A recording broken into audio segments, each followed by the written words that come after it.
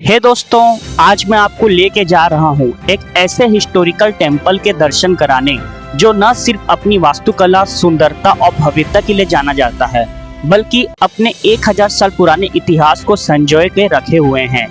ये है भगवान शिव का प्रसिद्ध गंगईकोंड-चोलपुरम का टेम्पल।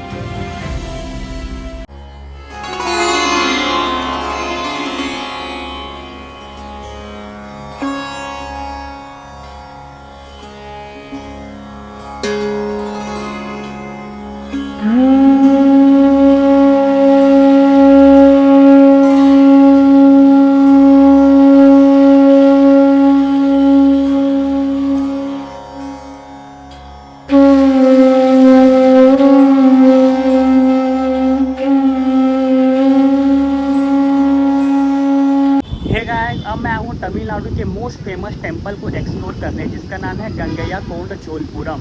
ये टेंपल तमिलनाडु के अरायूर डिस्ट्रिक्ट में पड़ता है। इस टेंपल का निर्माण फेमस चोला किंग राजराजेश्वर चोला प्रथम के पुत्र राजेंद्र चोला प्रथम के द्वारा करवाया गया था। अब आइए इस टेंपल के हिस्ट्री के बारे में थोड़ा सा जान लेते हैं। राजेंद्र चोल ने दक्षिण से अपने अभियान की शुरुआत की और वो राज्यों को जीतते हुए उत्तर की तरफ गंगा नदी के तट पर पहुंचे, जहां पर उन्होंने पाल वंश के शासक महिपाल देवजी को हरा दिया। And to celebrate this victory ये गंगा नदी से पानी लेकर अपने साम्राज्य थंजावुर आए, जहां पर इन्होंने गंगईकोंड-चोलपुरम नामक नए नगर की स्थापना की और खुद भी गंगईकोंड-चोलपुरम की उपाधि भी दी और ऐसा भव्य मंदिर का निर्माण भी कराया। राजेंद्र चोला प्रथम की जो नेवी थी काफ़ी ज़्यादा पावरफुल थी और इसी की बदौलत इन्होंने श्रीलंका के राजा महिंदा पाँच को हराकर उसे बंदी बना लिया और उसके साम्राज्य को अपने कब्जे में कर डाला। और धीरे धीरे वो मालदीव्स की तरफ भी बढ़े और उन्होंने मालदीव्स को भी अपने कब्जे में कर लिया। That is why he is known as Napoleon of South India, क्योंकि इन्हीं के समय में चोला एम्पायर काफ़ी ज़्यादा एक्सपेंड हुआ था।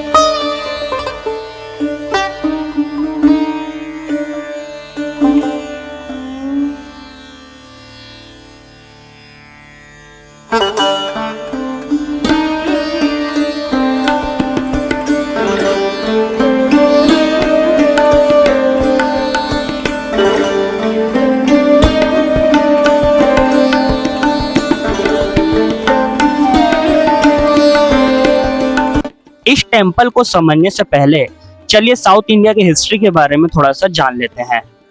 चेर, चोल और पांड्या दक्षिण भारत के 3 महान तमिल राजवंश थे। इन्हें संगम साहित्य में मूवेंदर अर्थात 3 मुकुटधारी राजा कहा गया है। ये तीनों शक्तिशाली साम्राज्य सदियों तक दक्षिण भारत पर अपना प्रभाव बनाए रखने के लिए एक दूसरे से संघर्ष करते रहे।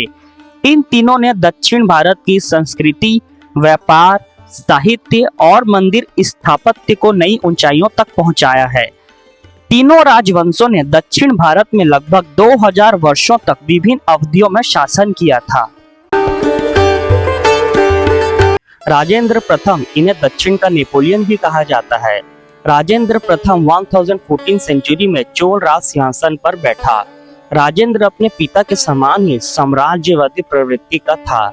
इन्होंने लगभग 1017 ईस्वी में सिंहल अर्थात आज का श्रीलंका राज्य के विरुद्ध अभियान में वहां के शासक महेंद्र पंचम को परास्त कर संपूर्ण सिंहल राज्य को अपने अधिकार में कर लिया। राजेंद्र चोल प्रथम ने उत्तर भारत तक विजय प्राप्त की और अंततः बंगाल के पाल वंश के शासक महिपाल देव को परास्त कर दिया।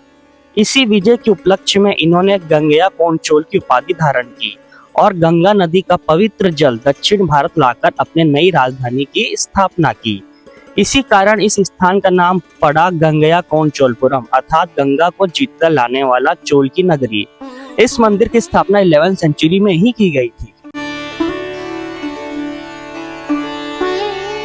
आप इस विशाल शिखर को देख सकते हैं। ये लगभग 55 मीटर ऊंचा है और द्रविड़ वास्तुकला का एक अद्भुत उदाहरण माना जाता है।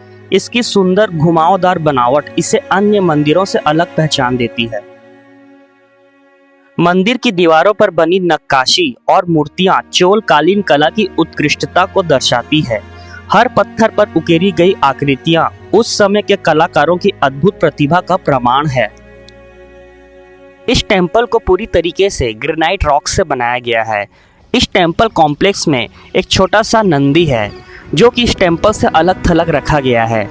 इस नंदी को यहाँ किसने रखा और क्यों रखा, ये आज भी एक मिस्ट्री बना हुआ है। पर जो भी बोलो दोस्तों, ये छोटा सा नंदी इस टेम्पल की सुंदरता में चार चांद लगा देता है। यह मंदिर भगवान शिव को समर्पित है। गर्भगृह में स्थापित विशाल शिवलिंग दक्षिण भारत के सबसे बड़े शिवलिंगों में से एक माना जाता है।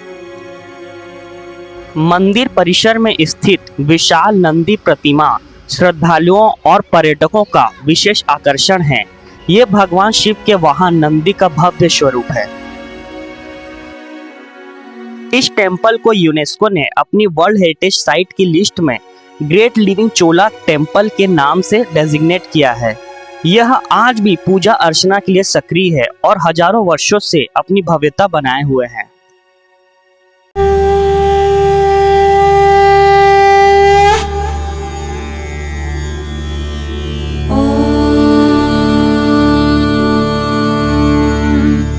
नमः शिवाय।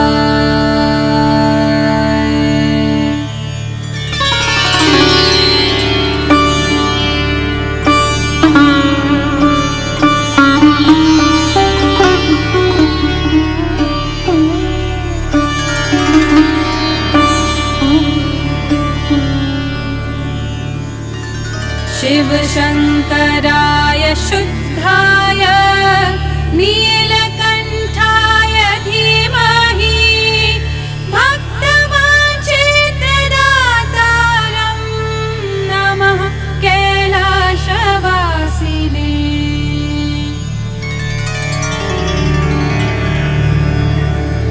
इतिहास, वास्तुकला और आध्यात्मिकता का एक ऐसा अद्भुत संगम बहुत कम देखने को मिलता है। यदि आप तमिलनाडु आएं तो गंगईकोंड चोलपुरम की यात्रा अवश्य करें।